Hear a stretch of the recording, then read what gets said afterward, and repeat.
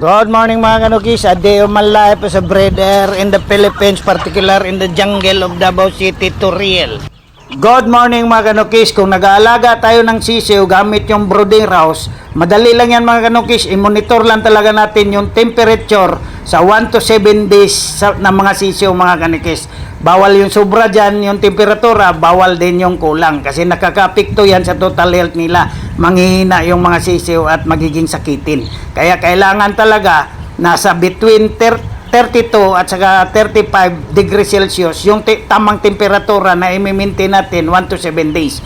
Pagkatapos mga kanukis, kung wala naman kayong meter reader, madali lang makilala yan mga kanukis kung nasa tamang temperatura ka. Tulad niyang mga sisiw dyan, kalat sila mga kanukis, parang mata ng pinya, ibig sabihin tama yung temperatura. Pero kung sobra naman yung temperatura mga kanukis, mahalata mo yung sisiw, umiilag yan sa ilaw, nagpapagilid.